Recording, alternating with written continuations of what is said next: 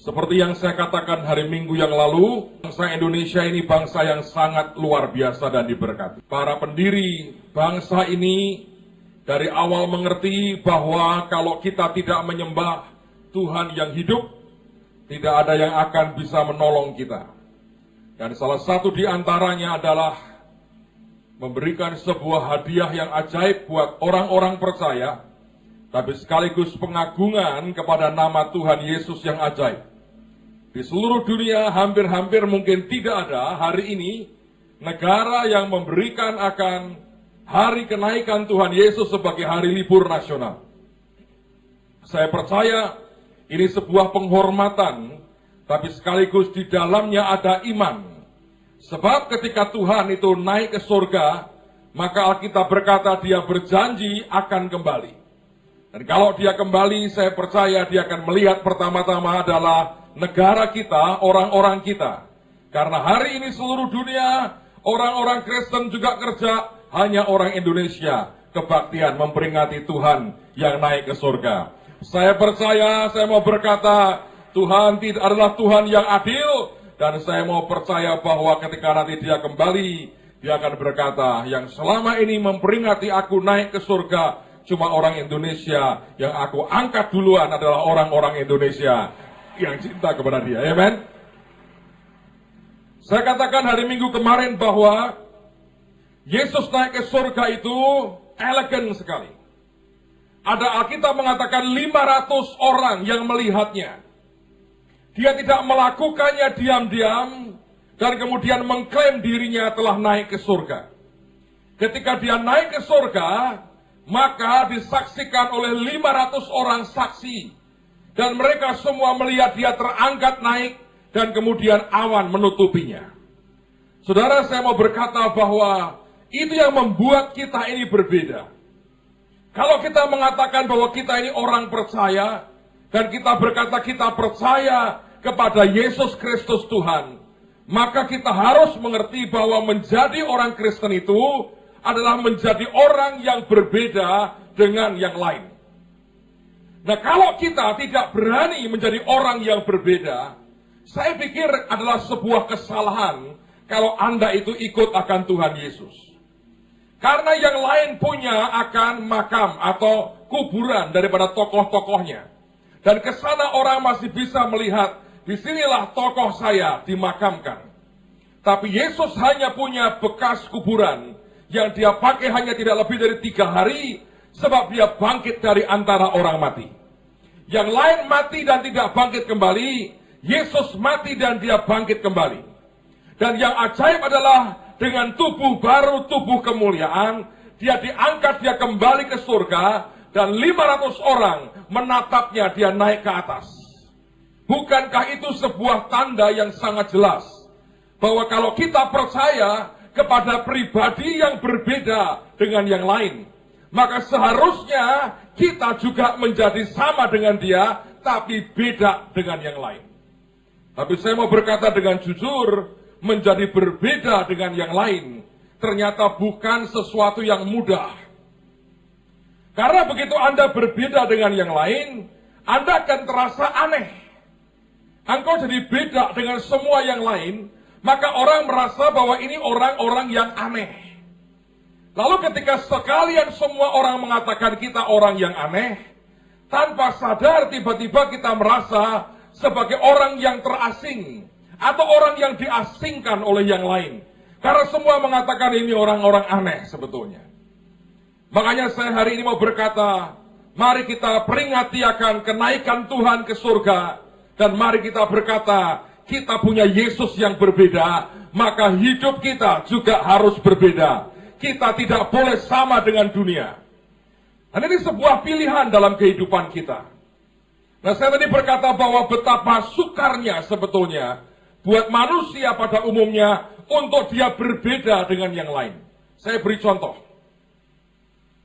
Ketika satu hari engkau berkumpul di tengah-tengah orang yang berpesta dengan pakai jas semua.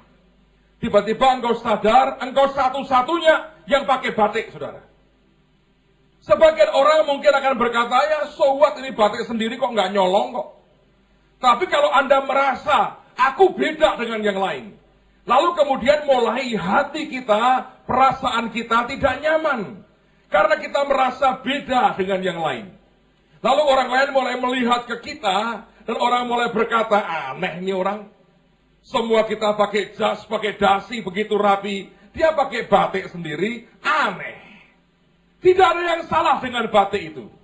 Tapi kemudian ketika engkau sekian waktu dikerumuni oleh orang-orang yang berbeda, tiba-tiba Anda merasa sebagai orang yang ganjil, orang yang aneh, dan bukan hanya itu sebetulnya, tiba-tiba engkau sadar, engkau seperti orang yang terasing. Mari kita buka firman Tuhan. 1 Samuel pasal yang ke-8. 1 Samuel pasal yang ke-8. Ayat yang pertama saya akan baca. Inilah perbedaan antara orang Israel dengan Musa. Nanti kita akan lihat perbedaannya. Tapi ini sebetulnya keluar dari hati banyak orang. 1 Samuel pasal yang ke-8, lihat mulai ayat yang pertama. Judulnya orang Israel menghendaki seorang raja. Setelah Samuel menjadi tua, diangkatnya lah anak-anaknya laki-laki menjadi hakim atas orang Israel. Nama anaknya yang sulung ialah Yoel, dan nama anaknya yang kedua ialah Abia. Keduanya menjadi hakim di Beersheba. Tetapi anak-anaknya itu tidak hidup seperti ayahnya. Mereka mengejar laba, menerima suap, dan memutar balikkan keadilan. Sebab itu berkumpullah semua tua-tua Israel. Mereka datang kepada Samuel di Rama dan berkata kepadanya, engkau sudah tua dan anak-anakmu tidak hidup seperti engkau. Maka angkatlah sekarang seorang raja atas kami untuk memerintah kami, perhatikan, seperti pada segala bangsa-bangsa lain. Waktu mereka berkata, berikanlah kami kepada kami seorang raja untuk memerintah kami, perkataan itu mengesalkan Samuel. Maka berdoalah Samuel kepada Tuhan. Tuhan berfirman kepada Samuel, dengarkanlah perkataan bangsa itu dalam segala hal yang dikatakan mereka kepadamu, sebab bukan engkau yang mereka tolak, tetapi akulah yang mereka tolak, supaya jangan aku menjadi raja atas mereka. Tepat seperti yang dilakukan mereka kepadaku sejak hari aku menuntun mereka keluar dari Mesir sampai hari ini, yakni meninggalkan daku dan beribadah kepada Allah lain. Demikianlah juga dilakukan mereka kepadamu. Oleh sebab itu dengarkanlah permintaan mereka. Hanya peringatkanlah mereka dengan sungguh-sungguh dan beritahukanlah kepada mereka apa yang menjadi hak raja yang akan memerintah mereka. Dan Samuel menyampaikan segala firman Tuhan kepada bangsa itu yang meminta seorang raja kepadanya. Katanya, inilah yang menjadi hak raja yang akan memerintah kamu itu. Anak-anakmu laki-laki akan diambilnya dan dipekerjakannya pada keretanya dan pada kudanya. Dan mereka akan berlari di depan keretanya. Dan ia akan menjadikan mereka kepala pasukan 1.000 dan kepala pasukan 50. Mereka akan membajak ladangnya dan mengerjakan penuaian baginya. Senjata-senjatanya dan perkakas keretanya akan dibuat mereka. Anak-anakmu perempuan akan diambilnya sebagai juru campur rempah-rempah, juru masak, dan juru makanan. Selanjutnya dari ladangmu, kebun anggurmu, dan kebun zaitunmu akan diambil yang paling baik, dan diberikannya kepada pegawai-pegawainya. Dari gandummu dan dari hasil kebun anggurmu akan diambil 1/10, dan akan diberikannya kepada pegawai-pegawai istananya, dan kepada pegawai-pegawainya yang lain. Budak-budakmu laki-laki dan budak-budakmu perempuan, ternakmu yang terbaik, dan keledai-keledaimu akan diambilnya dan dipakainya untuk pekerjaannya. Dari kambing dombamu akan diambilnya 1/10, dan kamu sendiri akan menjadi budaknya. Pada waktu itu kamu akan berteriak karena rajamu yang kamu pilih itu. Tetapi Tuhan tidak akan menjawab kamu pada waktu itu. Tetapi bangsa itu menolak mendengarkan perkataan Samuel. Dan mereka berkata, tidak, harus ada raja di atas kami. Maka kami pun akan sama seperti segala bangsa-bangsa lain. Raja kami akan menghakimi kami dan memimpin kami dalam perang.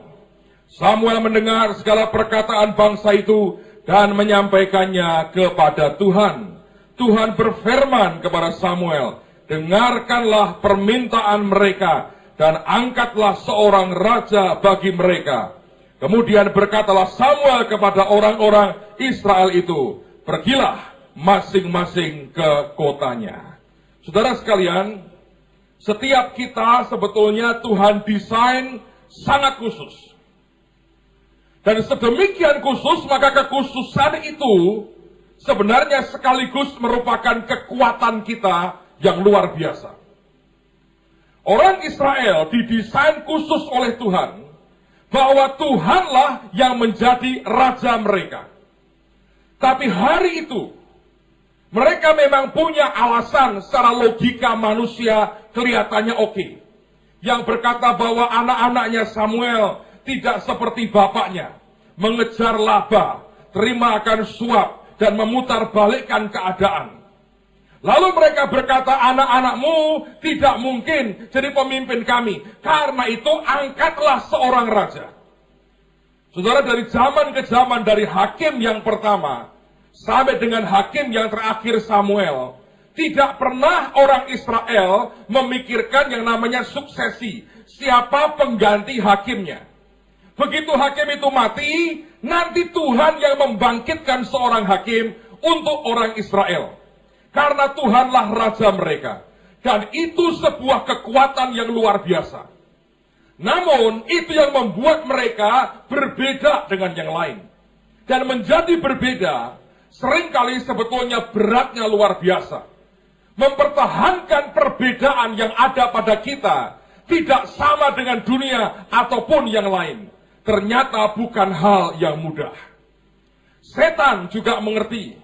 Kalau apapun yang membuat kita berbeda, bisa dinetralisir, bisa dipotong, bisa dipangkas, dan kita dibuat sama seperti yang lain. Maka sebetulnya kekuatan kita sudah digerogoti, dan tinggal tunggu waktu Anda akan hancur. Saya tidak ingin menyebut nama, tapi satu di antaranya saya sebut nama tidak masalah. Tapi contoh yang pertama ini, dan Tuhan tahu hati saya tidak sedang menghakimi siapapun. Tapi ini sebuah observasi dalam kehidupan saya. Saya bersyukur saya ini hidup di zaman di mana di dunia ini hidup juga orang-orang besar. Orang-orang yang punya pengaruh besar dalam kekristenan dan dunia ini. Dan sebagian besar dari mereka saya pernah bertemu secara pribadi. Dan saya menikmati itu. Dan saya belajar banyak dari mereka.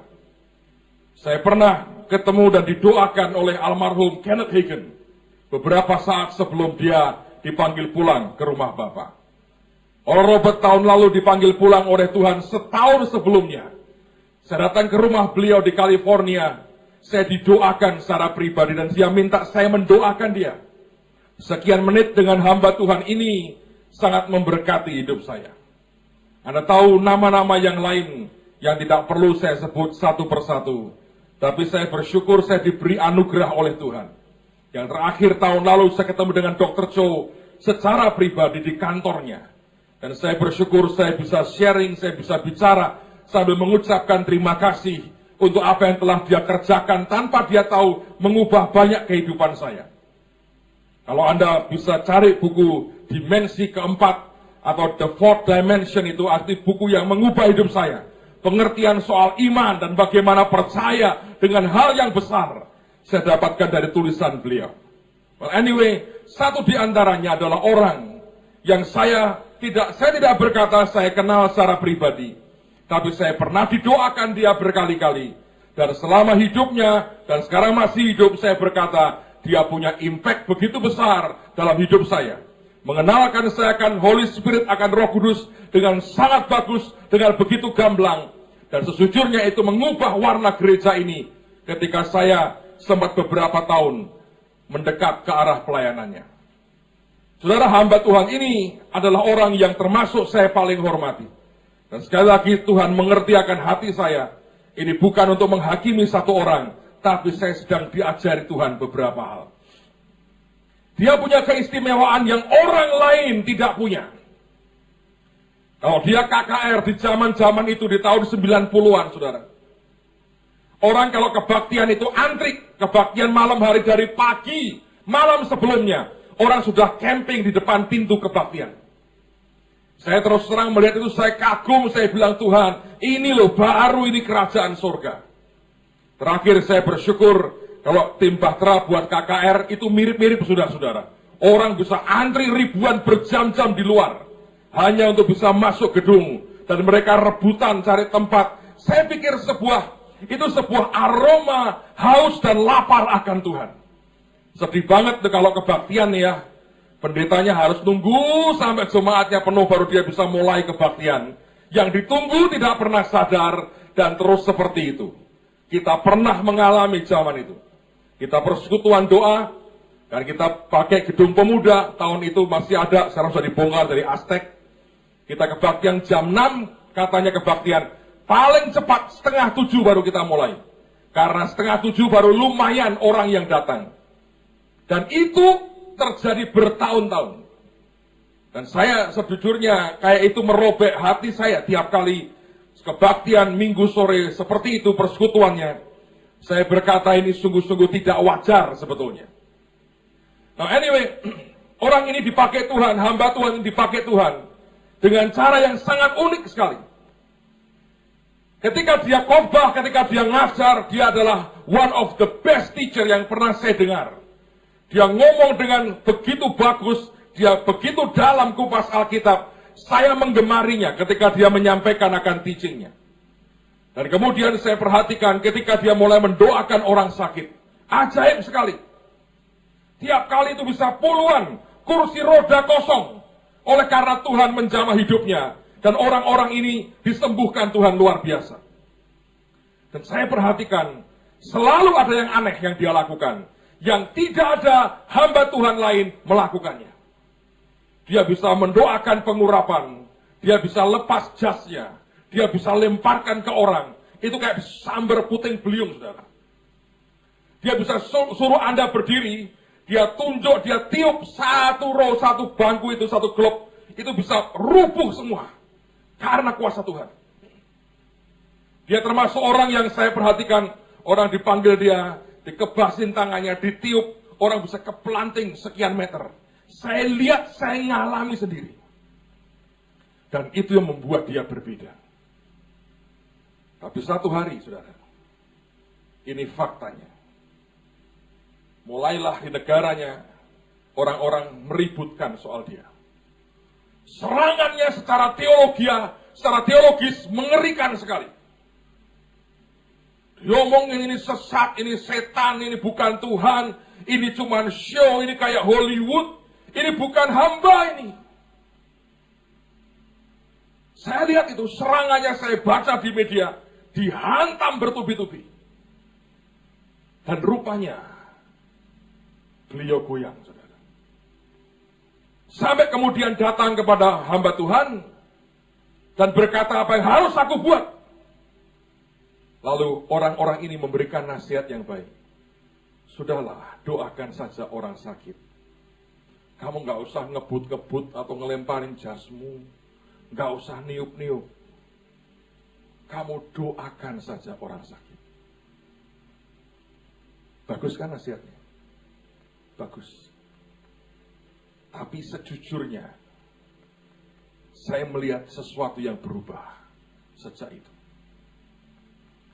Sebab ternyata ini bukan sekedar urusan niup, urusan ngelempar jaket, ngelempar jas. Bukan.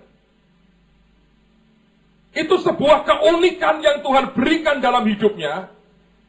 Dan disitulah Roh Kudus hanya lewat dia sebetulnya pada waktu itu. Bisa mengekspresikan sesuatu yang berbeda. Doa kita mengatakan bahwa kasih setia Tuhan selalu baru setiap pagi. Ingat gak sih ayat itu? Artinya dia Tuhan yang kreatif. Dia bisa melakukan dengan segala macam cara. Tapi kemudian orang berkata ini aneh. Nah ternyata menjadi berbeda itu sebuah tekanan. Saya nggak berkata hamba Tuhan yang menasihati itu setan yang mengatakan. Tapi dengan dia menghentikan itu, maka sebetulnya dia sedang menentang, menghentikan pekerjaan roh Tuhan dalam hidupnya. Kalau dia menghentikan itu, maka dia mau berkata, jadi selama ini yang dia kerjakan bukan Tuhan dong. Itu manusianya. Dengan dia mengiyakan seperti itu, dia mau berkata Roh Kudus, ternyata bukan elu, gua. Nah kalau Anda kenal roh Tuhan secara pribadi, saudara akan mengerti. Dia Tuhan yang punya perasaan. Dan itu akan sangat menyakiti sekali. Saya nggak bisa bayangkan ya. Anda kan tahu Daryl Stott ini, saya sebut nama yang ini. Kalau sampai ada orang berkata, Daryl, lu jangan mabuk, malu-maluin tahu. Nggak elegan. Pakai jas lah, pakai dasi. Dan kalau ngomong yang jelas, jangan bamba. Gue juga bisa, bamba. Begitu bisa. Suruh dia berhenti dari itu. Anda akan lihat apa? Saudara akan lihat sesuatu akan berubah dalam dirinya. Apa yang khusus, yang unik yang Tuhan berikan, di mana roh Tuhan bisa mengekspresikan itunya, mulai hilang. Dan dia akan sama dengan yang lain. Kalau dia sama dengan yang lain, gak ada kebaktian di JKI seminggu non-stop, gak ada. Tambah malam, tambah rame. Karena orang melihat ada yang aneh nih. Gua gak diapa-apain, ketawa tahu. Terus besoknya utang gua lunas. Yang lain berkata, saya gak ada apa-apa, cuma nangis. Besoknya penyakitku sembuh. Semuanya terjadi perubahan. Why? Karena roh Tuhan sedang bekerja. Yang bisa nirukan dia cuma Pak Sugi ini. Saya lagi nunggu kapan mabuknya. Pak Sugi ini belum pernah mabuk soalnya. Baru, itu dia persis saudara. Saya pernah kaget dia ngomong, saya pikir dia kok pulang kok balik Semarang lagi. Pak Sugi ternyata. Dia rambut hitam rupanya saudara. Hanya kalau mabuk mungkin istrinya agak keberatan. Gendongnya mungkin susah saudara. Mabuk itu kalau Pak Sugi mabuk kayak apa ya? Kalau ngomong sudah nggak bisa bahasa Indonesia. Pak mau nanam jagung. Wah, malah diketawain saudara, kira-kira begitu. Tapi kita kan nggak bisa niru. Kalau kita berkata, Daryl, di sini lo boleh pelayanan. Pakai jas. Atau gini, gua kasih batik profetis deh. But please jangan mabuk. Kita siapkan air seember, mabuk siram. Harus waras terus. Jadi apa, saudara? Maka halnya dengan kehidupan Anda ini. Dan kehidupan saya. Sebetulnya kalau Anda perhatikan, Tuhan beri keunikan dalam hal kerjaanmu, caramu bekerja, di bidang apa. Itu unik sekali. Kalau engkau tidak tahan dengan keunikan hidupmu dan panggilanmu, sulit untuk bisa menyukakan hati Tuhan. Maka saya berkata hal yang sama dengan gereja. Kita punya keunikan. Jangan suruh saya hentikan keunikan itu. Kita akan terus nginjil kepada orang yang belum dengar kabar baik. Dengan cara apapun. Kita akan terus memberkati kota dengan semua yang Tuhan berikan buat kita. Kita akan terus aneh. Dan saya menikmati keanehan ini. Karena saya melihat Yesus dipermuliakan.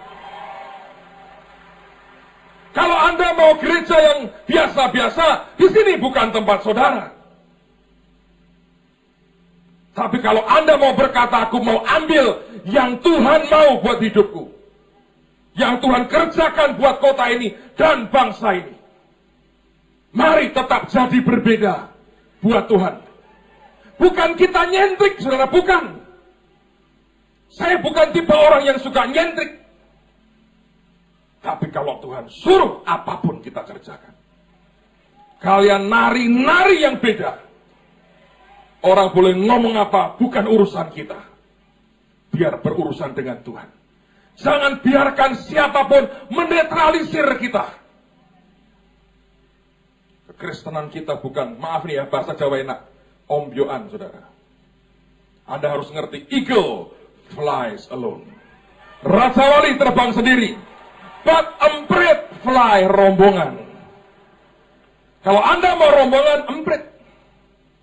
But eagle flies alone. Ayam terkurung, suruh bertelur. Habis telurnya dipotong. But eagle flies alone. Amen, saudara. Anda dan Tuhan adalah mayoritas. Kalau saudara mau sama seperti yang lain, saya pikir sebuah langkah bodoh. Bodoh sekali. Tapi kita punya panggilan dan calling yang berbeda. Waktu mereka berkata, beri kami raja supaya kami sama seperti bangsa lain. Seperti yang saya tadi ceritakan, tanpa mereka sadari, di depan Tuhan itu mereka menolak Tuhan sendiri. Saya pikir kita tidak akan pernah mau menolak Tuhan, saudara.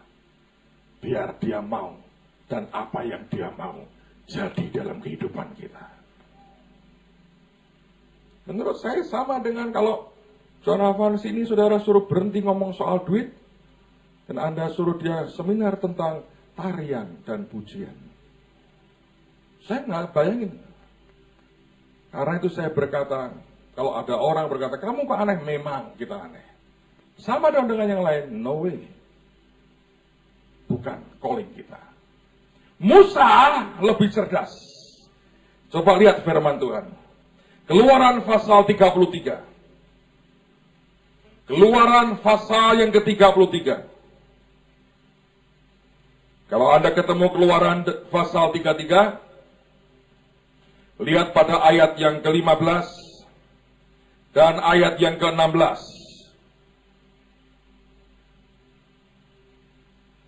Keluaran 33, ayat 15 dan ayat yang ke-16.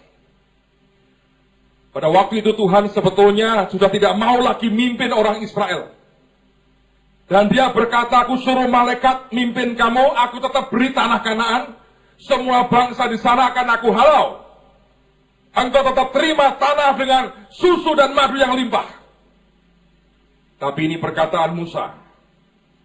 Dia bukan orang yang sekedar mendapatkan sesuatu di daging. Dan merasa sudah puas dengan itu. Ayat 15. Berkatalah Musa kepadanya, jika engkau sendiri tidak membimbing kami, janganlah suruh kami berangkat dari sini. Dari manakah gerangan akan diketahui bahwa aku telah mendapat kasih karunia di hadapanmu, yakni aku dengan umatmu ini? Bukankah karena engkau berjalan bersama-sama dengan kami, sehingga kami, aku dengan umatmu ini dibedakan dari segala bangsa yang ada di muka bumi ini? Orang Israel mintanya supaya kami sama dengan yang lain. Musa berkata, aku mau beda Tuhan. Dia mengatakan yang membuat kita dibedakan adalah karena engkau berjalan bersama dengan kami. Kita tidak sedang berjalan dengan program. Tidak juga berjalan dengan kebiasaan dan tradisi. Tidak juga sedang berjalan dalam kedagingan dan kemanusiaan kita. Tidak juga lagi berjalan dengan kuasa pikiran kita. Kita mau berjalan bersama dengan Tuhan. Dan itu yang membuat kita dibedakan dengan bangsa lain. Saya berharap Anda bisa menangkap hati Tuhan. Betapa sukarnya dia mengekspresikan sesuatu yang beda di dirinya. Karena kita tidak pernah inginkan itu. Kita ingin dikenal sebagai orang yang biasa-biasa. Dan bukan orang yang beda dengan yang lain. Ketika Tuhan mau bergerak dengan sesuatu yang baru, tidak ada umat yang meresponinya. Ingat, dia kepala, kita tubuhnya. Kalau sudah antara otak ini dengan badan tidak bisa connect, saudara, betapa frustrasinya. Saya lihat beberapa kejadian ketika fisik seseorang sudah kena, betapa frustrasinya. Ada kemarahan, ada kesedihan, nyampur jadi satu. Sebab dia mau apapun, badannya nggak bisa ngikuti. Tanggal berapa ya kita buat KKR untuk orang stroke? 17. Tanggal 17 Juni kita mau buat kebaktian untuk mereka yang kena stroke, saudara. So, saya percaya Tuhan mau berkata, aku tidak punya tubuh yang stroke. Oh Pak, saya ini tangan Pak, tapi begini. Tuhan berkata, ambil berkatku. Ya mana Tuhan, berkatnya mana? Frustrasi nggak Tuhan, saudara? Jangan jadi tubuh Tuhan yang stroke, saudara. Yang tidak bisa mengerjakan apapun yang Tuhan mau. Dan kita berpikir, aku mau sama dengan yang lain. Itu bukan yang Tuhan mau. Sesungguhnya saya percaya hati Tuhan mau berkata, setiap gereja punya keunikan dan cara Tuhan kerja yang berbeda. Kalaupun mereka mau di situ, itu akan jadi sebuah kekuatan yang ajaib. Coba buka kitab Yesaya. Yesaya pasal yang ke-28. Yesaya pasal yang ke-28.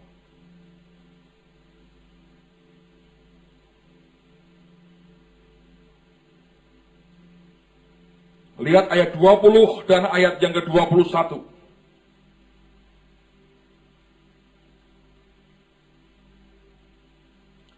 Ayat 20 harus merupakan dasar kita. Kalau Anda mau jadi orang yang berbeda, umat yang berbeda, ini harus ada dulu nih dalam hidupmu. Kalau ini nggak ada, nggak bisa ayat berikutnya.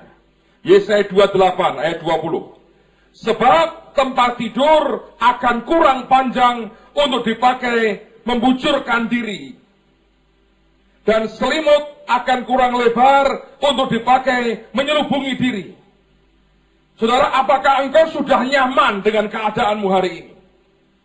Apakah rohmu sudah sangat tenang dengan pencapaianmu hari ini? Saya berharap belum. Saya berharap tidak akan pernah. Sampai Tuhan datang yang kedua kali. Karena begitu Anda merasa, oh cukup panjang kok, Anda tidak perlu sebuah perubahan lagi. Orang yang merasa di ayat 20 di tempatnya dia, hidupnya tidak akan pernah mau berhenti.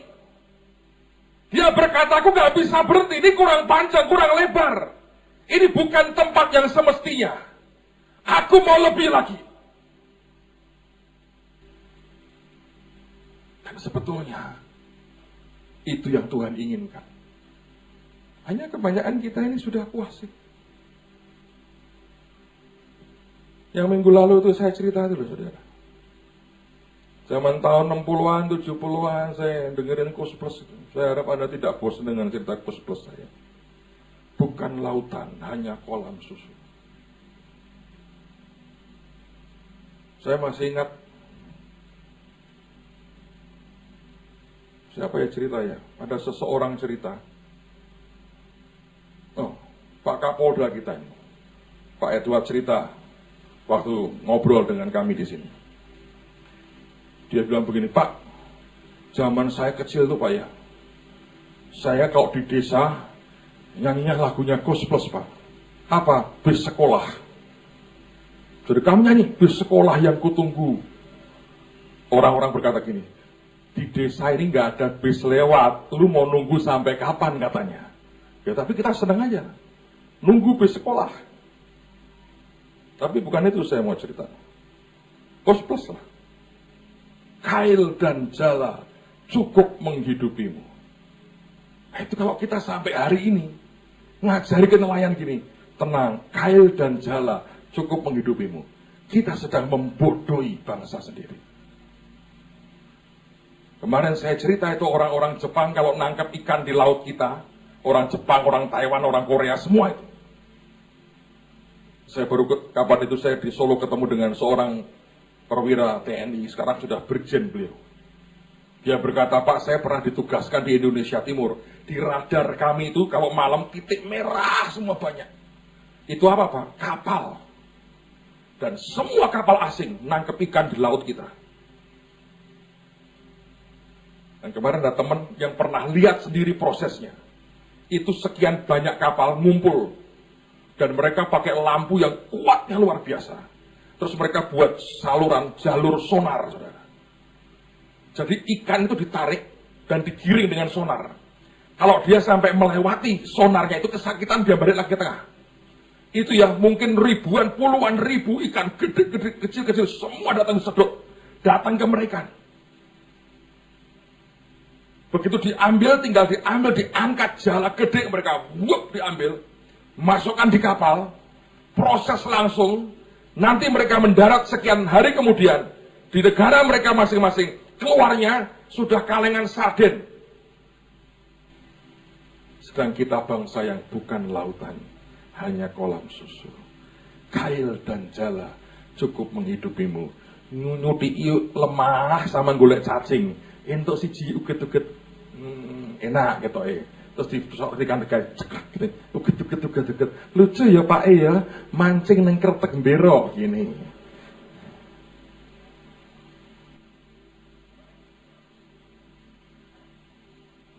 Dan Anda puas dengan itu.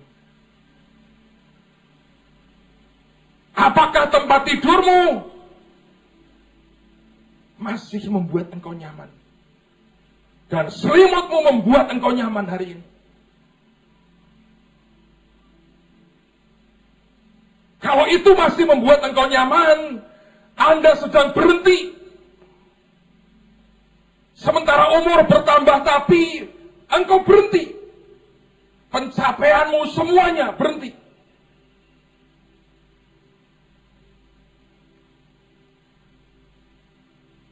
Dan kita akan, menurut saya, kalau Anda masih bisa sebetulnya meraih yang terbaik buat Tuhan, engkau hentikan potensimu.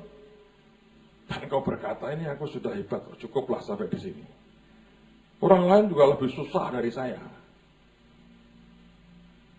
Engkau sedang membunuh sebuah potensi besar dalam hidupmu.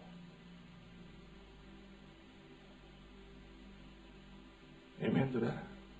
Saya berdoa tidak ada orang yang mau berhenti sampai kita ketemu muka dengan Tuhan.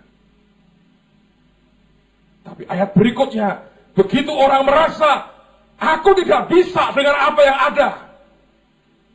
Lalu kemudian ini yang terjadi, ayat berikutnya. Sebab Tuhan akan bangkit seperti di gunung Perasim. Ia akan mengamuk seperti di lembah dekat Gibeon untuk melakukan perbuatannya. Tapi yang gak enak dikatakan berikutnya, ganjil perbuatannya itu. Tahu ganjil? Aneh. Makanya orang berkata gini, daripada yang aneh-aneh Pak, selimut ini aja cukup buat saya. Tapi saudara tidak pernah membaca ayat berikutnya karena berkata, dan untuk mengerjakan pekerjaannya, ajaib pekerjaannya itu. Semua yang peculiar, yang berbeda, itu punya keajaiban. Dan seringkali kita memilih jadi orang biasa-biasa. Ayat berikutnya. Oleh sebab itu janganlah kamu mencemooh. Supaya tali belenggumu jangan semakin keras. Sebab ku dengar tentang kebinasaan yang sudah pasti yang datang dari Tuhan Allah semesta alam atas seluruh negeri itu. Saya ini ya saudara, bukan seorang risk taker. Alamiah, sifat alamiah saya ini, saya orang yang selalu main aman. Segala sesuatu ini saya hitung. Tapi Tuhan didik saya. Sampai kadang-kadang saya ini tidak percaya lagi. Apa sih sebetulnya yang di dalam saya? Saudara pernah dengar saya cerita. Waktu gereja lama di Permata itu mau disita oleh bank. Itu hari terburuk dalam hidup saya. Salah satulah. Dan saya cerita kepada saudara, kami doa tiap malam teriak-teriak. Karena hanya diberi waktu 2 minggu. Dan saya nggak tahu malam keberapa. Ada seorang ibu berkata begini, Pak, saya dapat dari Tuhan. Saya melotot apa? Bapak, saya merasa disuruh, itu jam 12:30 malam. Di depan, di pintu depan, pintu luar. Nah, saudara harus tahu, belakang kami itu night club. Jam 12 itu rame-ramenya. Lalu lintasnya. Dan taksi atau siapapun yang ke sana itu seringkali lewat persis depan pintu gereja. Ibu ini berkata, Bapak suruh di depan pintu gereja, selama nggak tahu berapa menit, saya lupa, menengadahkan tangan begini. Cuma wong edan sing gelem saudara, percayalah. Tapi kalau Anda kenal saya, I'm crazy enough melakukan apapun yang Tuhan mau. Orang tanya dengan saya, Pak, Bapak yakin itu dari Tuhan? Gak yakin saya. Tapi saya juga tidak yakin itu bukan dari Tuhan.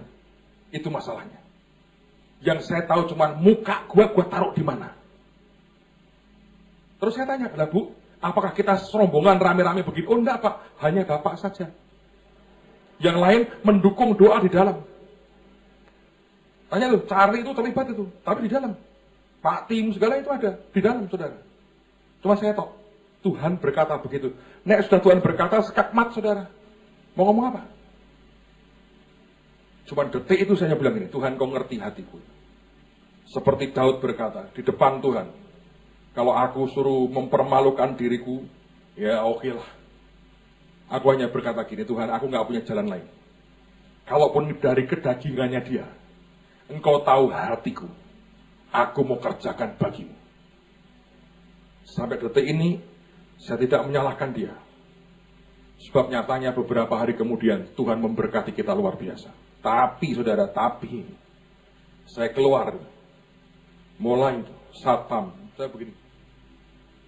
Satpam lewat, nyapa saya, Pak, dan dibilang saya tidak boleh membalas sapa siapapun. Saudara berpikir apa? Pendeta Nedian ini. Tengah malam ini. Saya bersyukur belum pernah disuruh lagi. Siapa tahu gantian Pak Ardian atau yang lain.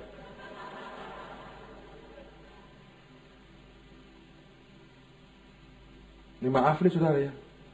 Orang-orang yang mau di night club itu begitu. Atau orang-orang yang naik taksi. Berhenti loh, sana berhenti. Dia buka kacanya.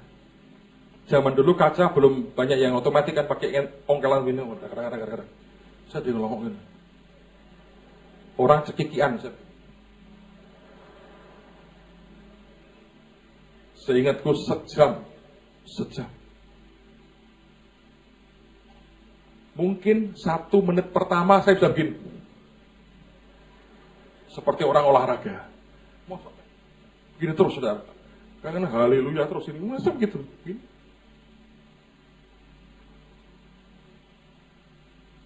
Oh Pak, nggak usah begitu dong. Dengan Tuhan kita harus muncul terhormat. Seperti orang-orang terhormat. Nah, terus, gereja mau disita? Datang ke bank lain, utang dengan terhormat dengan bank lain.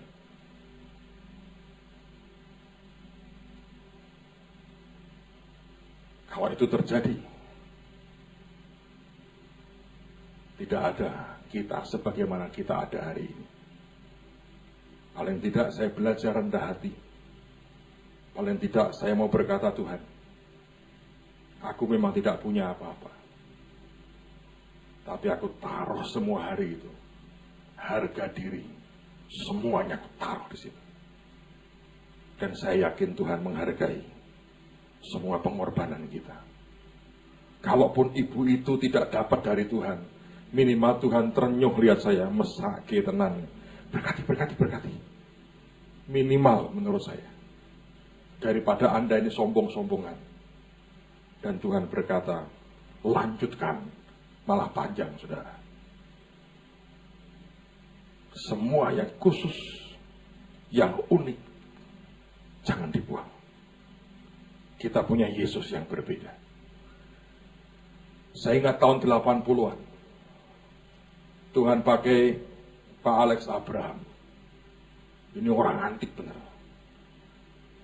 Kalau khotbah banyak ngomong soal iman. Nekatnya luar biasa. Saya masih ingat tahun itu. Nggak ada pendeta naik mobil mewah, nggak ada. Dia tok. Dia naik Mercy. Dia nyebut Mercy-nya itu bulldog. Saya nggak tahu itu apa, saya nggak tahu. Dia bilang ini bulldog. Dan dia khotbah di mana-mana. Saya beri Mercy saya berikan. Tuhan ganti, garasi saya diisi lagi lebih baru. Tak kasih lagi, diisi lagi. Yang lain pendeta itu naik motor, kata-kata. Dia ngomongnya sudah Mercy. Memberi Mercy, memberi ini. Dan hari itu, Betani itu sebuah fenomena ilahi yang hebat sekali. Saya kan keliling kemana-mana. Saya dengar both side, dua pihak. Orang-orang yang begitu berapi-api, buka gereja. Tiap kali buka gereja di satu kota, goyang itu kota. Goyangnya siapa yang goyang? Ya pendeta-pendeta lain lah, gereja lain. Ngeri sekali. Kadang-kadang dia ketawa, dia ketemu saya, dia ngomong gini beliau. Kadang-kadang aku cuma melempar isu. Aku mau buka di situ. Wah, gereja langsung hidup buat KKR, buat ini, buat hidup semua. Aku ketawa, nah bagus gitu hidup, jangan mati katanya. Sengaja dia godain begitu, saudara. Tapi zaman itu luar biasa. Cuma yang ngomongin dia. Waduh, ngeri. Satu hari, Tuhan ngomong sama saya begini. Saya masih ingat saya ada di rumah seorang pendeta. Saya diundang khotbah KKR di gereja dia, saya nginep di rumah dia. Dan hari itu dia ngeluarin semua unek-uneknya. Dia bilang, jemaah saya separuh hilang Pak. Begitu ngomong semua. Pindah. Dan waktu itu Roh Kudus berkata, jangan ikut-ikutan ngomongin dia. Sebab kamu tolak dia, kamu akan tolak berkat yang di dalam hidupnya. Dan keunikannya juga kamu tolak. Saya berhenti, saya tutup mulut saya. Saya tidak ikut-ikutan bicara. Beberapa tahun kemudian,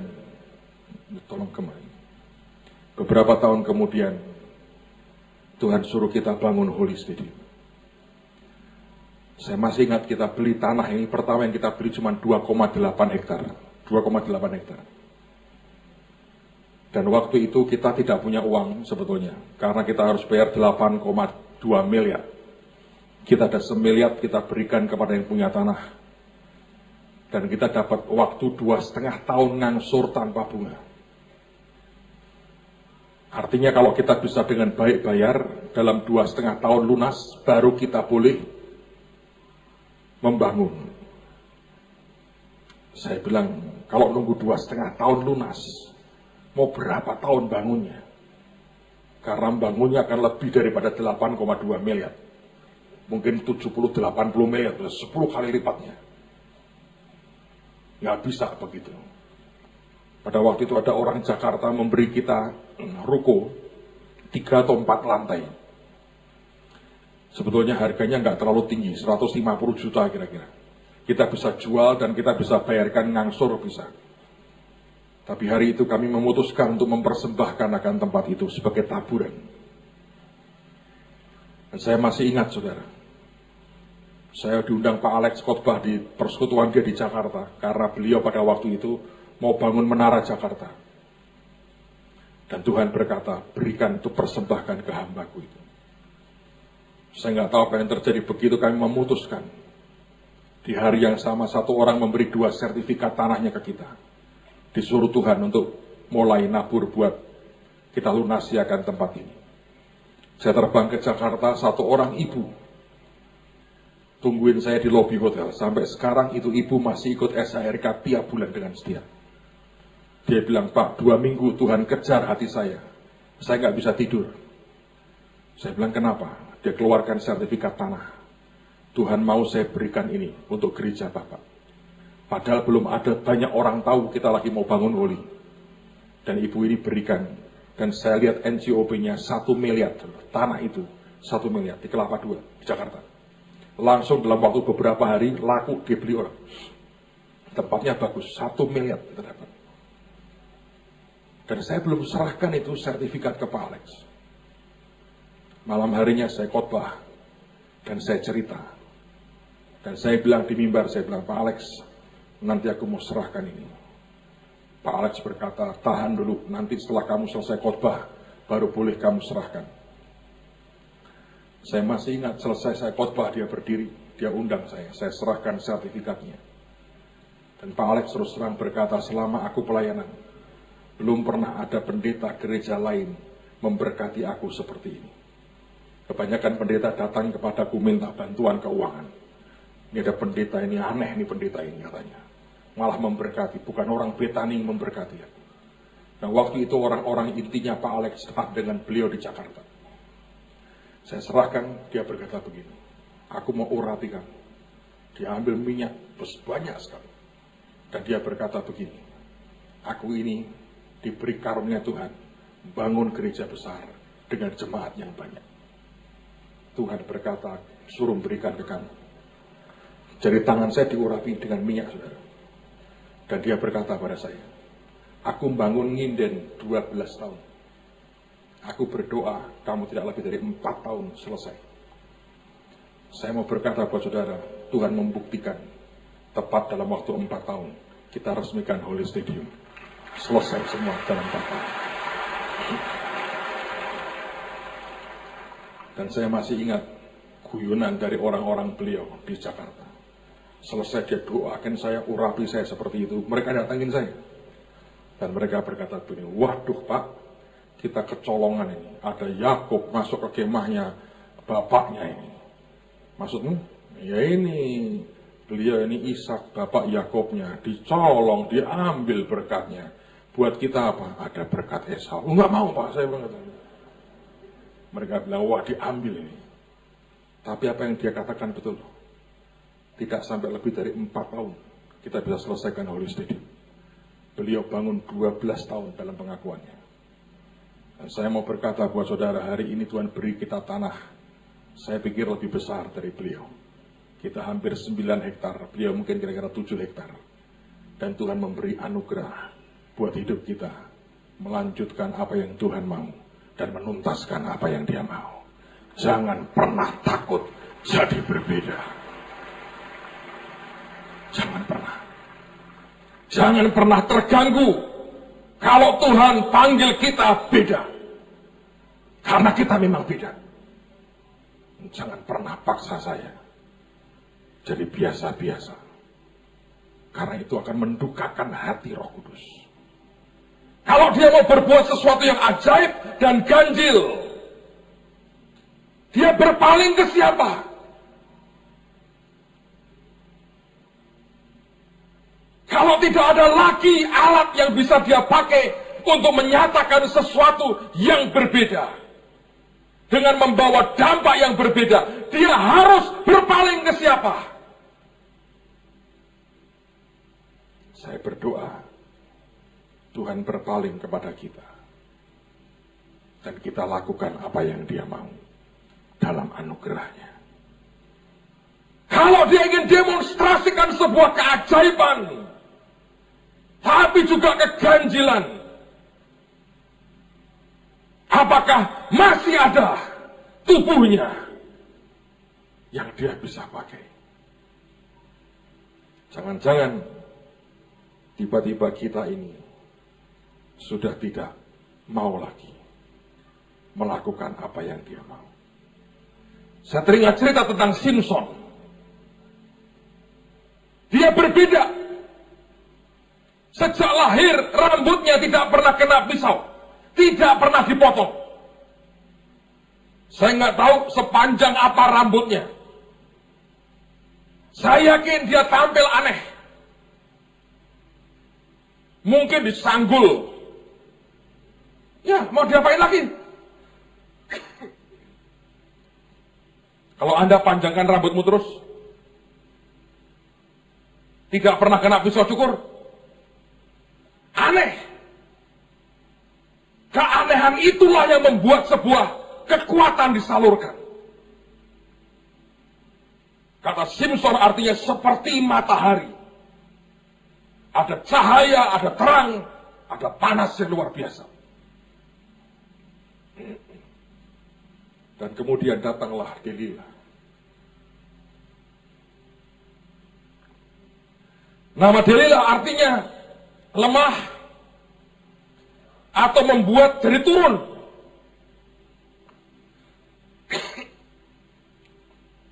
Hari ini banyak Delilah berkumis.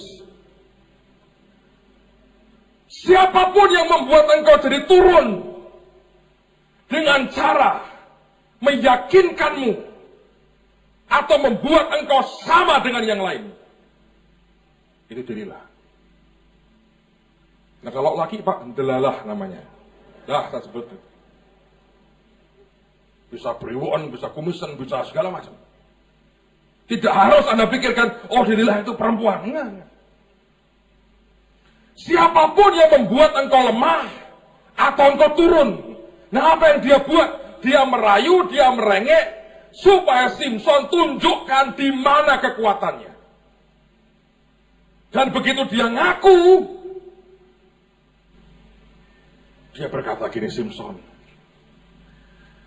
sekarang itu ada gaya baru, army look, potong cepak kayak tentara. Kamu kan gagah, masa kondenan gitu kan rada lucu. Potonglah. Kira-kira begitu. Simpson, ada gel terbaru. Bisa membuat rambut menjabrik.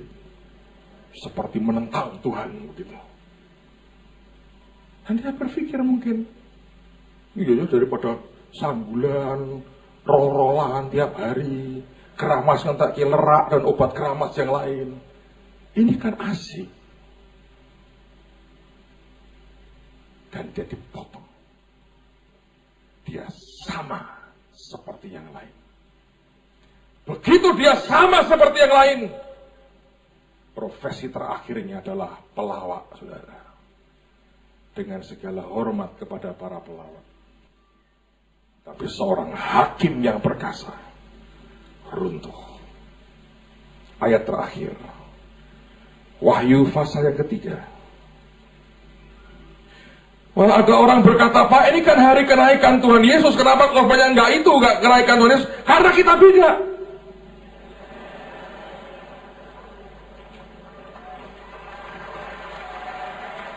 Nah kalau saya ngomong, maka Tuhan terangkat, kita sama. Ini lain, saudara. Wahyu 3. Lihat pada ayat yang ke-14. Dan tuliskanlah kepada malaikat jemaat di Laodikia. Inilah firman dari Amin, saksi yang setia dan benar, permulaan dari ciptaan Allah. Aku tahu segala pekerjaanmu. Engkau tidak dingin dan tidak panas. Itu datar, suam. Nggak ada apa-apa yang lain. Alangkah baiknya jika engkau dingin atau panas. Jadi karena engkau suam-suam kuku dan tidak dingin atau panas, aku akan memuntahkan engkau dari mulutku. Kalau Anda tidak pernah mau punya satu warna yang kuat, dia bilang gua muntahin. Seringkali kita begini, sedikit sini, sedikit sini. Oh bisa nyanyi, bisa, sedikit-sedikit. Khotbah, sedikit-sedikit bisa.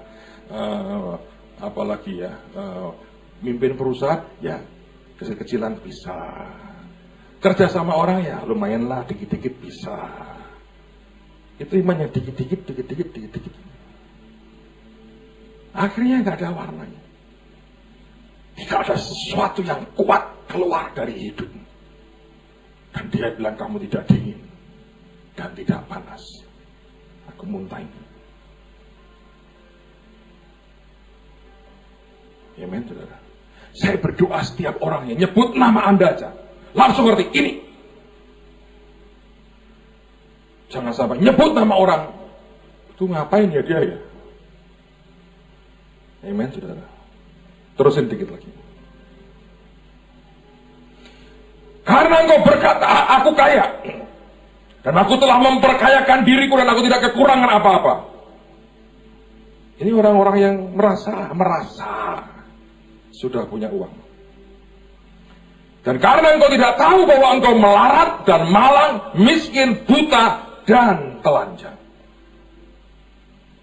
maka aku menasihatkan engkau supaya engkau membeli daripadaku emas yang telah dimurnikan dalam api, agar engkau menjadi kaya, dan juga pakaian putih, supaya engkau memakainya agar jangan kelihatan ketelanjanganmu yang memalukan, dan lagi minyak untuk melumas matamu, supaya engkau dapat melihat. Barang siapa aku kasih, aku tegur, dan ku hajar. Sebab itu relakanlah hatimu dan bertobatlah. Lihat, aku berdiri di muka pintu dan mengetuk. Jikalau ada orang yang mendengarkan suaraku dan membukakan pintu, aku akan masuk mendapatkannya. Dan aku akan makan bersama-sama dengan dia, dan ia makan bersama-sama dengan aku. Barang siapa menang, ia akan kududukkan bersama-sama dengan aku di atas tahtaku, sebagaimana aku pun telah menang dan duduk bersama-sama dengan Bapakku di atas tahtanya. Siapa bertelinga, hendaklah ia mendengarkan apa yang dikatakan Roh kepada jemaat-jemaat. Saya berdoa, jangan ada orang yang takut lagi untuk menjadi berbeda. Dare to be different. Berani untuk jadi berbeda. Hari Minggu nanti saya akan lanjutkan. Beberapa waktu lalu kami berdoa, Tuhan memberikan satu kata berulang-ulang, dan kata itu adalah kata complacent. Saya mau berdoa supaya ini akan mengajar kita lebih jauh lagi. Mari berdiri bersama-sama dan tutup Alkitabmu. Yesus, Raja yang berbeda, sangat berkuasa dan penuh cinta. Yesus, Raja yang berbeda, kebanyakan diri kami punyai. Yesus, Raja yang berbeda, bukan hanya berjanji tapi rela mati.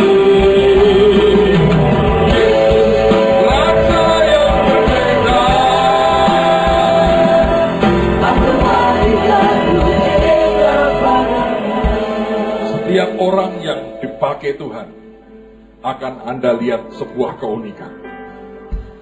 Jangan lupa, jangan lihat Dr. Cho yang sekarang dengan ratusan ribu jemaat dan gereja termasuk yang terbesar di dunia. Sekian bulan lalu saya ketemu dengan dia secara pribadi, dan saya diingatkan Tuhan dalam bukunya, sebelum dia punya apa-apa, dia khotbah di ladang jagung. Tidak ada jemaat, tidak ada siapapun. Dia khotbah di ladang jagung. Kalau hari itu Anda lihat dia khotbah di ladang jagung, apa yang Anda katakan? Ini orang hanya berkhayal.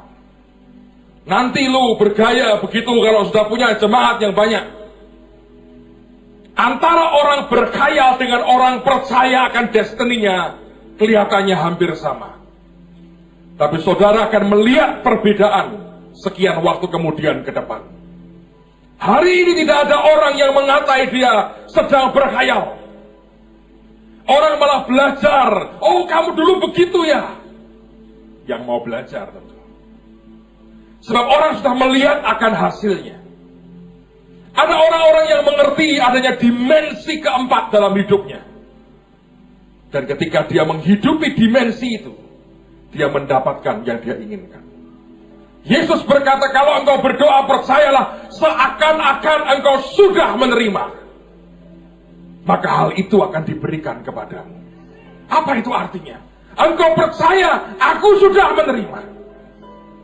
Minggu lalu saya berkata, kenapa kita para penari ini pakai pakaian seperti prince and princess?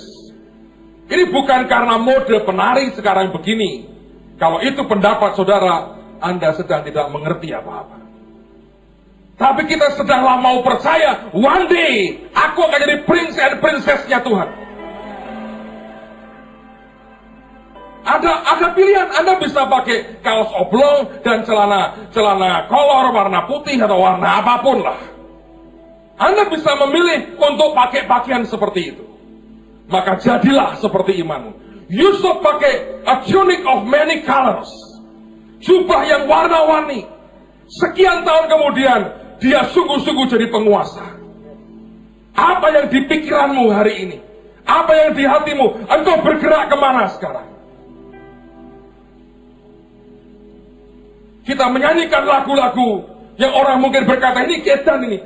Mana puncak kejayaan? Kita sedang percaya, kita dibawa Tuhan ke sana, dan kita akan sampai ke sana.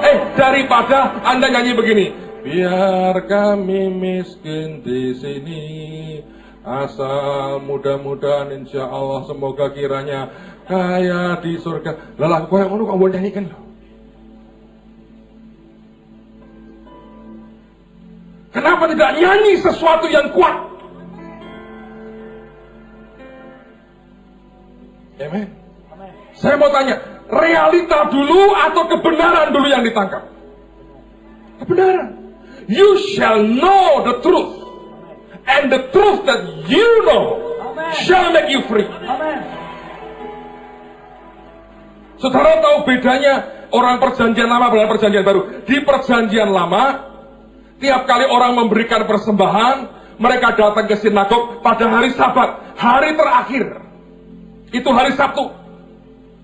Mereka kerja dulu, hasil pekerjaannya baru mereka persembahkan.